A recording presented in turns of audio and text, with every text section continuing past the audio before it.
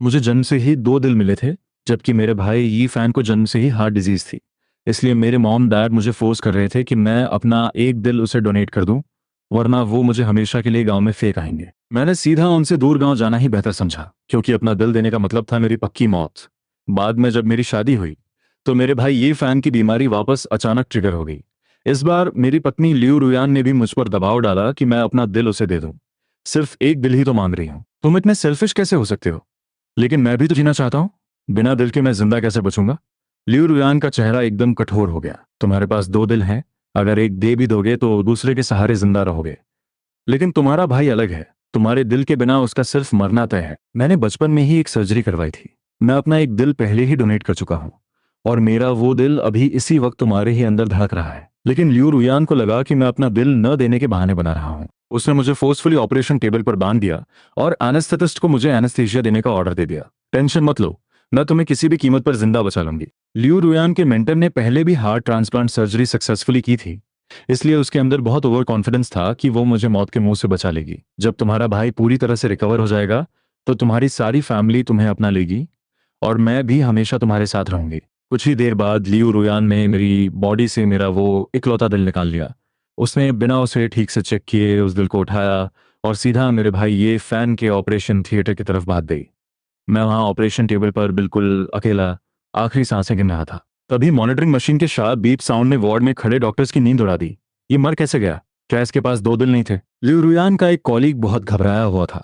तभी वहां खड़े एक दूसरे डॉक्टर ने कहा, डॉक्टर लियू रुयान ने कहा था कि इसके साथ जो चाहो करो। मर गया तो अच्छा ही हुआ, इसने काम ही इतने घटिया किए थे। अपने सगे भाई को मरते हुए छोड़ देने की बात तो दूर, इसने तो डॉक्टर लियू रुयान को भी सेड्यूस करने की कोशिश की थी। पहले कॉलीग ने पूछा, तो अब इस बॉडी का क्या करें? किसी का यहाँ आकर क्लेम करने का वेट करते हैं, अगर कोई नहीं आया तो मॉर्ग वालों को इसे खुद डिस्पोज करने देंगे। ये बोलकर उस ऑपरेशन रूम के सारे डॉक्टर्स वहां से निकल गए, और दूसरी तरफ लियू रुयान पूरे फोकस के साथ ये फैन की सर्जरी कर रही थी। वो काफी कॉन्फिडेंट थी, पर अपनी पूरी लाइफ में उसने कभी हार्ट ट्रांसप्लांट नहीं किया था। पर किस्मत से कुछ ही घंटों बाद उसने सक्सेसफुली सर्जरी पूरी कर ली। जब ये फैन की हालत स्टेबल हो गई तब जाकर उसको मेरी याद आई। लियू रुयान वापस ऑपरेशन थिएटर में मुझे देखने जाने ही वाली थी कि कॉरिडोर में उसकी मुलाकात अपने उसी कॉलीग से हुई। उसने पूछा, मेरा हस्बैंड कहाँ है? कॉलीग ने थोड़ा सोचा और बोला, क्या वो अभी तक वार्ड में वापस नहीं गया? फिक्र मत करो, सर्जरी के बाद जरूर कोई ना कोई नर्स उसका ध्यान रख रही होगी। लियू रुयान को इन बातों में कुछ भी अजीब नहीं लगा। उसको लगा कि हॉस्पिटल के स्टाफ की वजह से वार्ड की नर्सेज मेरी स्पेशल केयर तो कर ही लेंगी। ये सोचकर लियू रुयान सुकून से वापस अपने ऑफिस आई और अपने रेगुलर काम में लग गई। एक दिन गुजर गया, ये फैन आखिरकार होश में आया और लियू रुयान उसके बिल्कुल बगल में बैठी थी। तुम फाइनली उठ गए, सर्जरी बहुत स्मूथ गई है, अब तुम्हारे नए दिल में आगे कोई प्रॉब्लम नहीं आएगी। ये फैन ने अपने नए दिल पर हाथ रखा। ये सोचकर कि सालों से परेशान करने वाली बीमारी अब जा चुकी है, वो रोते हुए लियू रुयान के गले लग गया। लियू रुयान उसकी पीठ सहलाने लगी और उसे इमोशंस पर कंट्रोल रखने को कहा। वार्ड की एक नर्स ने यह देखा तो मजाक में बोली, डॉक्टर लियू रुयान सच में अपने हस्बैंड से बहुत प्यार करती हैं। ये सुनते ही लियू रुयान फ्रीज हो गई। उसे तुरंत याद आया कि मैं अभी भी हॉस्पिटल के किसी दूसरे वार्ड में पड़ा हूं। उसने तुरंत क्लियर किया, आपको गलत फहमी हुई है, ये मेरा हस्बैंड नहीं है। तुम आराम करो, मैं फांग युआन को एक बार देख कर आती हूँ।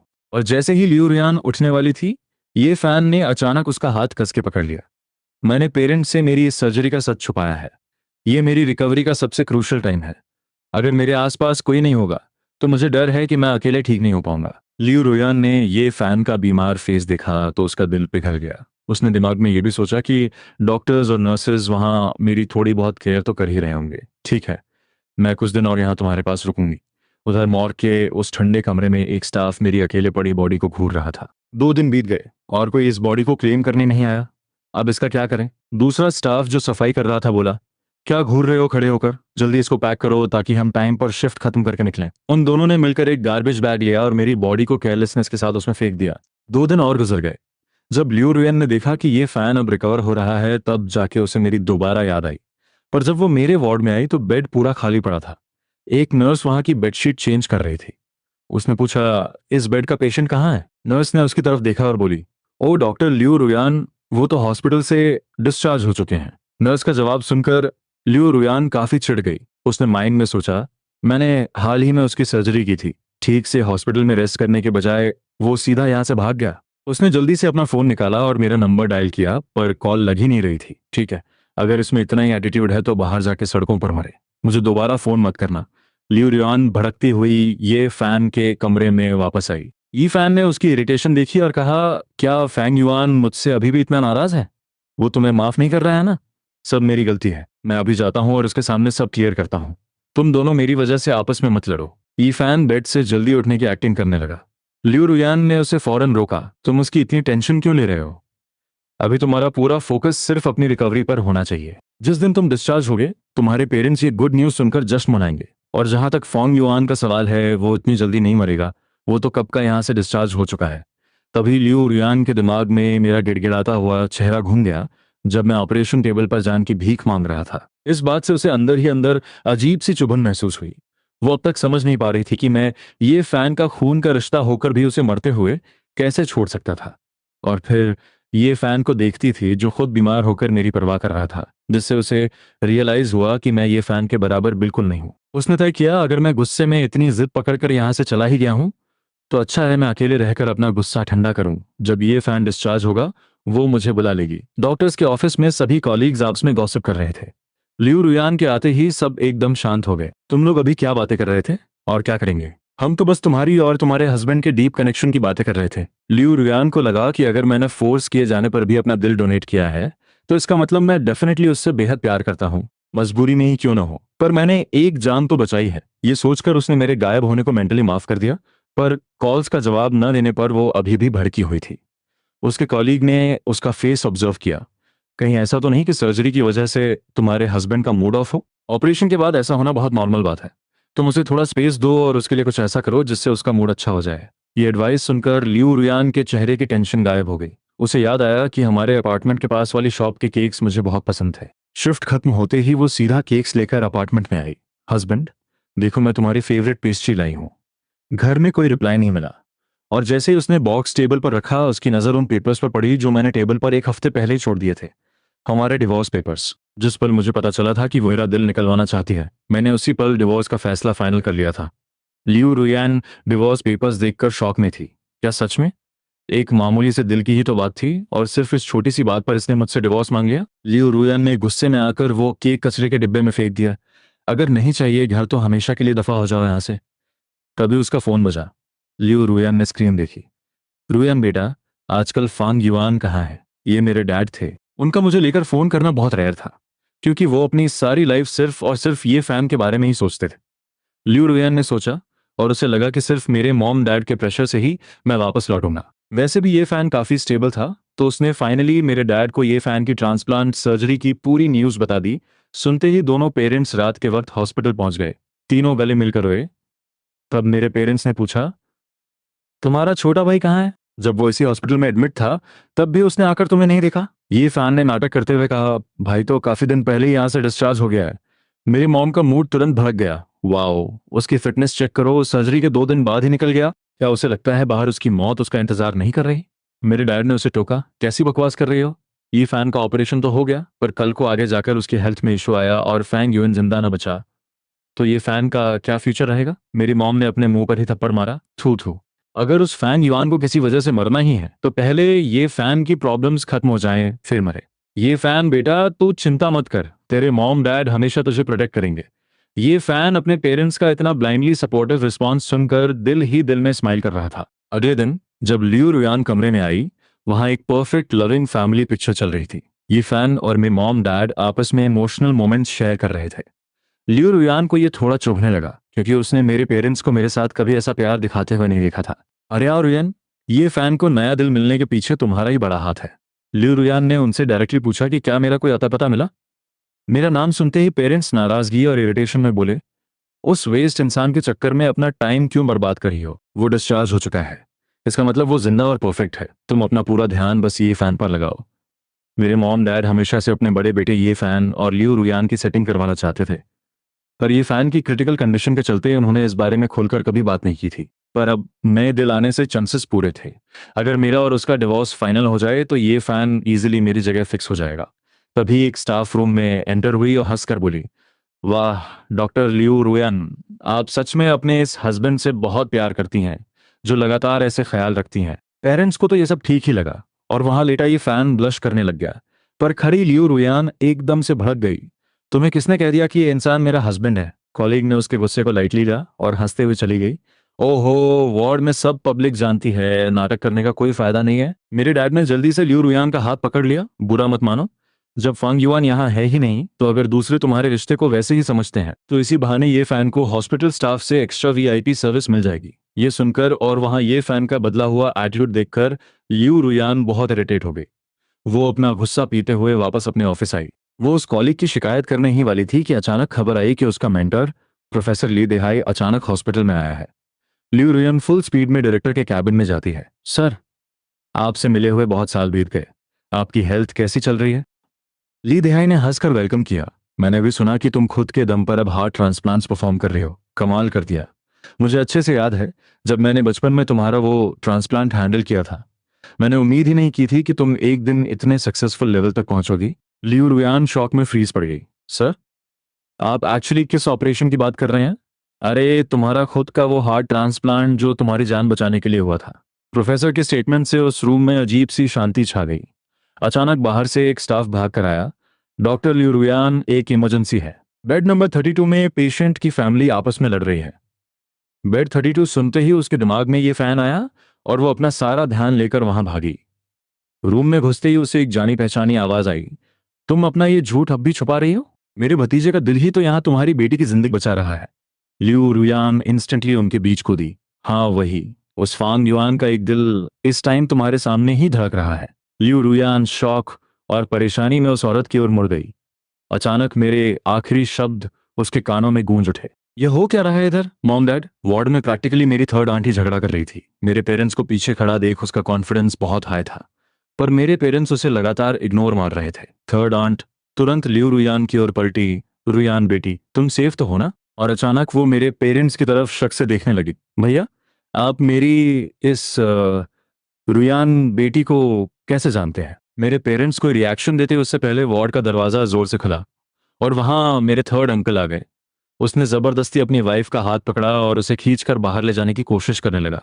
लियू रुयान हर हाल में सच्चाई जानना चाहती थी। एक मिनट, इस बात का मतलब क्या निकला कि मेरे अंदर वही दिल धड़क रहा है? पर वहां मौजूद उसकी अपनी मां ने आगे बढ़कर लियू रुयान को फौरन चुप रहने का इशारा कर दिया। कुछ देर बाद थर्ड आंट अंकल के साथ वापस आई। फेक स्माइल लगाकर बोली, अरे बेटी, मैं ही पागल हूं, लगता है कंफ्यूजन में कुछ भी बक दिया। तुम इस बात पर ध्यान मत दो। थर्ड अंकल ने उसे हल्का थप्पड़ सा मारते हुए पीछे किया। माफ करना बेटी, इसकी बदतमीजी के कारण तुम्हें झेलना पड़ा। मैं तुम्हारी और तुम्हारी माँ से दिल से सॉरी बोलता हूँ। लियू रुयान कंफर्म डाउट में फंसी हुई थी कि अचानक सब पलट कैसे गए। वो दोबारा सवाल करती कि मेरे डैड ने फुल गुस्सा दिखाते हुए कहा, बस बहुत हो गया ये तमाशा। मान लिया रुयान आज इस घर का हिस्सा है, पर आगे से रिस्पेक्ट भूलकर ये सब घटिया हरकतें मत दिखाना। जब सारा फैमिली ड्रामा शांत हुआ, लियू रुयान प्रैक्टिकली अपने अकेले माइंड स्पेस में चली गई। उसे खुद अपने ऑपरेशन का कुछ भी याद नहीं आ रहा था। जब ली देहाई ने बात शुरू की थी तब उसे डाउट गया कि शायद प्रोफेसर की मेमोरी कमजोर हो गई होगी, पर जब एक अनजान औरत आकर प्रैक्टिकली वही बात सबके सामने रिपीट कर रही हो तो मामला बहुत सीरियस था। लियू रुयान मेरे पेरेंट्स को इग्नोर करती हुई डायरेक्ट अपनी मॉम का हाथ पकड़कर प्राइवेट रूम में घुस गई। माँ, तुम स्ट्रिक्टली मुझसे क्या हाइड कर रही हो? उसकी माँ ने आंखें चला ली। ऐसा कुछ नहीं है बेटा, तुम इतना मत सोचो। मॉम की बातों से परेशान होकर उसने डिसाइड किया कि वो सीधे दिहाई सर से मिलकर सब क्लियर करेगी। ऑफिस में उसे प्रोफेसर नहीं थे। एक असिस्टेंट ने बताया कि डायरेक्टर सर ने प्रोफेसर को राउंड चेकिंग के लिए बेड 32 वार्ड में भेजा है। प्रोफेसर ली देहाई वहां ये फैन को क्लियरली एनालाइज कर रहे थे। लियू रुयान फुल स्पीड में वार्ड की तरफ भागी और चिल्ला पड़ी, सर, मैं इनकी वाइफ नहीं हूं। ये इंसान मेरे हस्बैंड का सिर्फ बड़ा भाई है। ये फैन ने अपना एक्सप्रेशन एकदम शांत रखा और चुप रहा। सारे डॉक्टर्स को ये बहुत अजीब लगा। हाँ, बट रिकॉर्ड के हिसाब से बेड 32 पर सर्जरी वाला पेशेंट तो हस्बैंड ही है ना? नहीं, मेरा हस्बैंड कब का डिस्चार्ज हो चुका है और उसका वार्ड बेड 8 पर था। ये सुन के पास खड़े डॉक्टर के हाथों से रिकॉर्ड रिपोर्ट जमीन पर धड़ाम से गिर गई। सन्नाटा पूरे रूम को घेर लेता है। तभी दरवाजे से पेरेंट्स एंट्री मारते हैं। डॉक्टर्स, अब हमारे ये फैन का अपडेट कैसा है? थर्ड आंट ठीक उनके पीछे चिपकी हुई आ रही थी। वो दरअसल उधर मुझसे पैसे मांगने आई थी। जब मेरे घर से डायरेक्ट अप्रोच किया और पता लगा कि मैं हॉस्पिटल में हूं तो वो डायरेक्ट इसी टारगेट पॉइंट पर आ गई। ली देहाई ने पेरेंट्स को देखा और उनकी डायरेक्ट नजर उस पीछे खड़ी औरत पर गई। अरे, ये कैसा अजीब कोइंसिडेंस है। तुम तो उसी डबल हार्ट वाले बच्चे की फैमिली हो ना? तुम सब इधर अचानक किस लिए? थर्ड आंट को लगा जमीन फट जाएगी। सामने खड़ा इंसान वही हेड डॉक्टर निकला। मेरी फैमिली टोटली शॉक और कंफ्यूज हुई। मेरा बेटा फैंग युआन इन भिखारियों का बेटा कब से हो गया? लियो रुयान फुल पैनिक में देहाई सर का कोट पकड़ लेती है। सर प्लीज अभी एक्सप्लेन करो, आपने ये बात किस कॉन्टेक्स्ट में कही? जो प्रोफेसर देहाई सच नहीं जानते थे कि ये इलीगल डीलिंग हुई है जिसने फांग युआन की आइडेंटिटी कंप्लीटली डिस्ट्रॉय कर डाली थी। बेटा तुम खुद ही तो अपनी सर्जरी के बारे में पूछ रही थी। यही तो वो लड़का है जिसका दिल तुम्हारे अंदर लाइफ बनकर धड़क रहा है। थर्ड आन ने डर के मारे मुंह मोड़ लिया। नहीं, आप फेक कहानी बोल रहे हैं। पर मेरे पेरेंट्स वहां डर के मारे फ्रीज पड़ गए क्योंकि वो असली मैटर जानते थे कि बदकिस्मती से उस वक्त मुझे इन्हीं पैसों के भूखे लोगों के हाथों सौंप दिया था। तभी लियू रुयान की माँ वहां आ पहुंची। वो दरअसल थर्ड आंट से चुपके से सेटिंग करने आई थी, पर उसने एक्सपेक्ट नहीं किया था कि यहाँ पूरा परिवार और प्रोफेसर ली दिहाई भी मौजूद होंगे। ली दिहाई ने कहा, तुम्हारी माँ यहाँ है, खुद पूछ लो कि सच्चाई क्या है। सबकी नजरें लियो रुयान की मां पर टिक गईं। माँ, सर जो कह रहे हैं क्या वो सच है?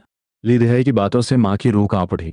उसे समझ आ गया कि अब इस राज को राज रखना इम्पॉसिबल था। सबके सामने आखिरकार उसने हाँ में सिर हिला दिया। थर्ड आंट और अंकल को भी समझ आ गया कि उनका पर्दाफाश हो चुका है। अचानक लियो रुयन की माँ मेरे पेरेंट्स के आगे घुटनों पर गिर पड़ी। माफ कर दो समधी जी, मैं मुजरिम हूँ। रुयान के बचपन में उसे नया दिल चाहिए था, घर वाले परेशान थे। हमने किसी भी कीमत पर मैच ढूंढा और तब हमें तुम्हारे इस लड़के के बारे में पता चला।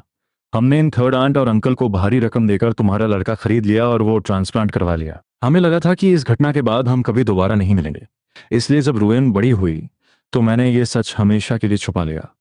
पर मुझे नहीं पता था कि किस्मत उसे फांग युआन से मिलाएगी और वो दोनों प्यार में पड़ जाएंगे। मुझे माफ कर दो क्योंकि मुझे लगता था कि ये थर्ड आंट और अंकल ही इसके असली माता पिता हैं। मेरे पेरेंट्स ये सुनकर जैसे पत्थर बन गए। उन्हें आखिरकार एहसास हुआ कि जिस बेटे पर उन्होंने कभी प्यार नहीं लुटाया उसे बचपन में ही इन लोगों ने दिल निकालने के लिए बेच दिया था। थर्ड आंट और अंकल शर्म से जमीन में गड़े जा रहे थे। वो मेरे दो दिलों का राज जानते थे, इसलिए पैसों की भूख में उन्होंने ये घटिया काम किया था। थर्ड आंट घबराते हुए बोली, रुयान बेटी, तुम्हारी तो अब फैंग युआन से शादी हो ही चुकी है ना। तुम दोनों हस्बैंड वाइफ की तरह साथ हो तो आगे भी प्यार से रहो। पर लियू रियान का दिमाग पूरी तरह से फट चुका था। प्यार से रहें, आगे का क्या? वो चीखते हुए थर्ड आंट और अंकल पर टूट पड़ी और उन्हें जमीन पर गिराकर बुरी तरह पीटने लगी। तुम्हारी हिम्मत कैसे हुई मेरे साथ ये सब करने की? मेरे डैड पूरी तरह से सदमे थे, पर मेरी मॉम को तुरंत होश आया। अगर फांग युआन का बचपन में ही एक दिल निकाल लिया गया था, तो अब जब उसने ये फैन को अपना आखिरी दिल दे दिया, बात अभी खत्म भी नहीं हुई थी कि मेरे डैड को जैसे बिजली का झटका लगा।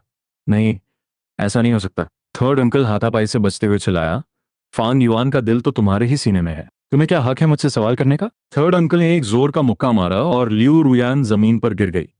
वो वहीं पड़ी पड़ी पागलों की तरह हंसने और रोने लगी। मैं थी, ये सब मेरी गलती है। उसने मुझे इतना क्लियरली बताया था पर मैंने उसका विश्वास नहीं किया। मैंने खुद उसे इस मौत में धकेला। तभी मेरी मॉम लियू रुयान के पास भागी और चीखी, फांग युआन कहाँ है? तुम कह रही थी कि वो डिस्चार्ज हो गया है, पर आखिर वो है कहाँ? लियू रुयान अचानक होश में आई। हाँ, डिस्चार्ज का ऑफिशियल स्टैंप लगने का मतलब है कि वो मरा नहीं है। वो जरूर मुझसे नाराज होकर छिप गया होगा। वो सब क्लियर करना चाहती थी। उसे पूरा यकीन था कि मैं उसे छोड़कर नहीं जाऊंगा। ऑफिस का दरवाजा जोर से खुला। लियू रुयान बिना परवाह किए रिसेप्शन काउंटर पर खड़े उसी कॉलीग के सामने जा खड़ी हुई। बेड 8 के पेशेंट का डिस्चार्ज प्रोसेस किसने किया था? क्या हुआ वहां? जब इंसान इस दुनिया में नहीं रहा तो ऑफिशियली उसे डिस्चार्ज तो दिखाना ही पड़ेगा ना। लियू रुयान शौक में अपने कॉलीग को देखने लगी। उसका कॉलीग अभी भी बोल रहा था, वो सर्जरी तुमने ही तो की थी ना? जैसे ही तुम बाहर आई उसने सांस लेना बंद कर दिया था। लियू रुयान ने धीरे से कॉलीग के कपड़े से हाथ छोड़ा। वो अपना सिर हिला रही थी। नहीं, तुम झूठ बोल रहे हो, ऐसा नहीं हो सकता। कॉलीग को लगा कि लियू रुयान पेशेंट के मरने पर अपसेट है, तो उसने उसे कंफर्ट करते हुए कहा, तुम उदास मत हो। तुम्हारे हस्बैंड ये फैन को इसने लगभग मार ही डाला था। कम से कम अपना दिल देकर उसने एक अच्छा काम तो कर लिया। अचानक लियू रुयान को एक ख्याल आया, तो बॉडी कहाँ है? कॉलीग ने कैजुअली कहा, पता नहीं, शायद डिस्पोज कर दी होगी। बॉडी मॉर्ग में कई दिनों तक पड़ी थी, पर कोई लेने नहीं आया। ये सुनकर लियू रुयान सीधा मॉर्ग की तरफ दौड़ी। उसे नहीं पता था वो अपने आप को कैसे कन्विंस करे, पर एक बार मेरी डेड बॉडी देखकर ही उसे यकीन होगा कि मैं वाकई इस दुनिया से जा चुका हूं।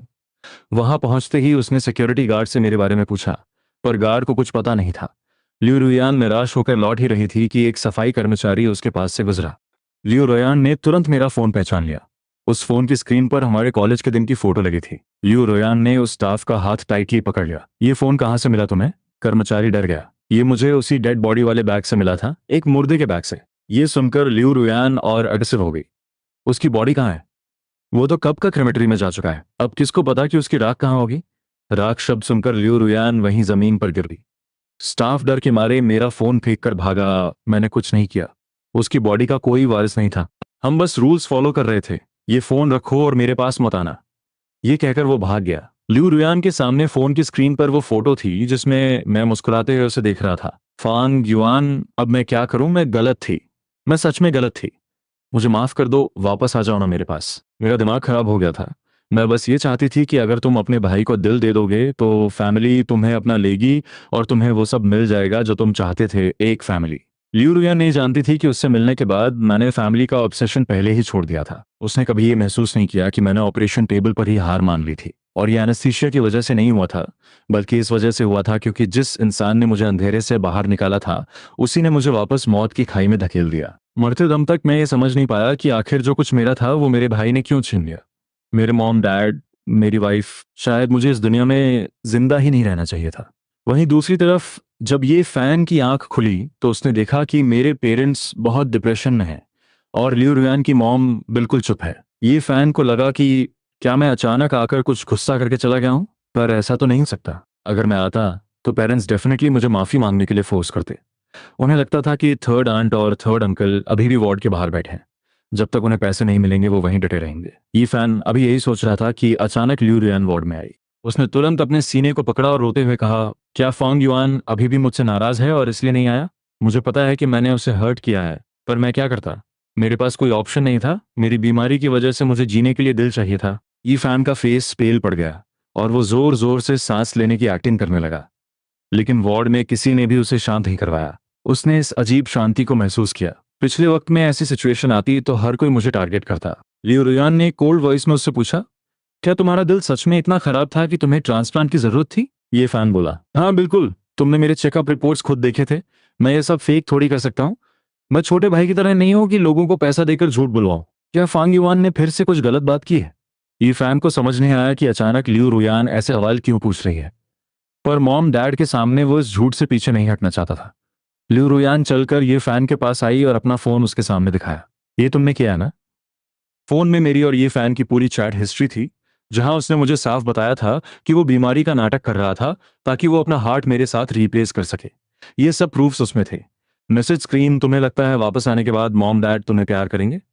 सपने देखना बंद करो। एक गरीब इंसान कितना भी नहा ले उसमें बदबू ही रहेगी। अपनी पूरी जिंदगी उन गवारों के साथ एक गांव में बर्बाद करो। तुम्हारी लियू रुयान के साथ शादी करने की कोई औकात ही नहीं थी। मॉम डैड ने मुझे क्लियरली बोला है कि जब मेरी तबीयत ठीक हो जाएगी तब वो लियू रुयान और मेरी मैरिज करवाएंगे। देखो कैसे इस घर में तुम्हारी औकात कचरे जैसी है। मैंने अगर लियू रुयान को बोलकर तुम्हें अपना दिल मुझे देने के लिए फोर्स करवाया ना तो तुम्हें देना पड़ेगा। मैंने तुमसे कहा था तुम मेरे सामने कुछ नहीं कर पाओगे। तुम्हारे मॉम डैड, नाबतनी, ऐसे ही इस दुनिया में रहकर क्या उखाड़ लोगे? अगर मैं तुम्हारी जगह होता ना तो सर्जरी के लिए हाँ कह के टेबल पर ही जान दे देता। चैट की डिटेल्स बिल्कुल डिस्गस्टिंग थी, जहां मुझ पर सिर्फ बुलिंग और गालियां थीं। लियू रोयन इमेजिन भी नहीं कर पा रही थी कि जब मैंने ये सब देखा होगा तो मैं क्या फील कर रहा हूँगा। उसकी आंखें गुस्से से लाल हो गई और उसने फोन को कस के पकड़ा। सच बताओ, क्या ये सब तुम्हारा प्लान था? नहीं, फांग युआन ने खुद मेरी फेक प्रोफाइल बनाकर ये नाटक रचाया था ताकि मुझे दिल ना देना पड़े। ये फैन रोते हुए जोर जोर से चिल्लाने लगा, जिसे मेरी मॉम बर्दाश्त ना कर पाई। उन्होंने कस के ये फैन को एक थप्पड़ मार दिया। लियू रुयान अपना गुस्सा कंट्रोल नहीं कर पाई। उसने ये फैन का गला जकड़ लिया। तुम सोचते हो कि तुम क्या हो? तुम्हें सीरियसली यही लगता है ना कि मैं तुम्हें बहुत पसंद करती हूँ तभी मैंने फांग युआन का दिल निकलवाया? मेरे डैड ने रोती हुई मुंह को बाहों में पकड़ लिया। हमने पाप किया था। हमारे परिवार में ये कैसा कहर टूट पड़ा जब ये दिखा कि अब थोड़ी ही देर में ये फैन मर जाएगा। लियू रुयान की माँ बीच बचाव कर आई, दोनों को अलग किया। उसके बाद ये फैन पेरेंट्स से बचाने की भीख मांगने लगा। ये पक्का फांग युआन की चाल है। उसने ये सब मैनेज किया है। आप जल्दी उसको खोजें, सब कुछ सच साबित हो जाएगा। ये पागलपन सुनकर अब लियू रुयान ये ड्रामा और झेल नहीं पाई। उसने साइड टेबल से एक कैंची उठाई और ये फैन के सीने में घोंप दी। एक पल में पूरा वार्ड चीखों से गूंज उठा और बेड पर यह फैन लहूलुहान हो गया। लियू रुयान अंदर से पूरी तरह मर चुकी थी। फांग युआन, देख, मैंने तेरा दिल उससे वापस ले लिया। तू आजा प्लीज, मेरे पास वापस आ, वरना तेरे बिना मैं अब नहीं जी पाऊंगी। लेकिन रूम की डरावनी चीखों के अलावा वहां उसे कोई जवाब नहीं मिला। इस इंसिडेंट के बाद लियो रुयान को मर्डर अटेम्प्ट के क्राइम में पकड़ लिया गया और ये फैन को बहुत लंबा इलाज मिलने के बाद भी बचाया नहीं जा सका। गहरे इंटरनल वूंड की वजह से उसने दम तोड़ दिया। एक ही वक्त पर दोनों बच्चों को खोने से मेरे पेरेंट्स बहुत सदमे में आ गए और एक रात में ही उनके पूरे बाल सफ़ेद हो चुके थे। लू रुयान से मिलने जेल जाते टाइम उसकी मॉम को मेरे मॉम डैड ने एक चीज़ दी। उनकी औकात नहीं थी लिu रुयान से आंख मिलाने की। वो जानते थे कि ये कंडीशन लिu रुयान की वजह से नहीं हुई है, बल्कि इसका असली कारण उनका मुझ पर बचपन से किया गया अत्याचार था।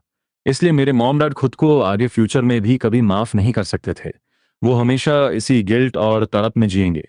लिu रुयान अपनी मॉम को देखकर रोने लगी। उसकी माँ ऐसी लग रही थी मानो एक ही साल में 10 साल बूढ़ी हो गई हो। जब उसकी माँ ने अपने बैग से निकाल कर लिu रुयान को वो चीज़ दी तो लिu रुयान के मुरझाए चेहरे पर एक चमक आ गई। वो एक सच्चा लव नोट था जो हमारे फर्स्ट ईयर के कॉलेज फेस्टिवल के टाइम का था। उसमें मैंने छुपके से लिu रुयान का नाम लिखा हुआ था।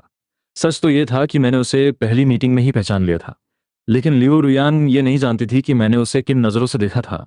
उसे तो यही लगता था कि मैं उसे सिर्फ एक अच्छे दोस्त की तरह मानता हूँ। मुझे अच्छे तरीके से मालूम था कि मेरा रियल दिल उसी की बॉडी में था।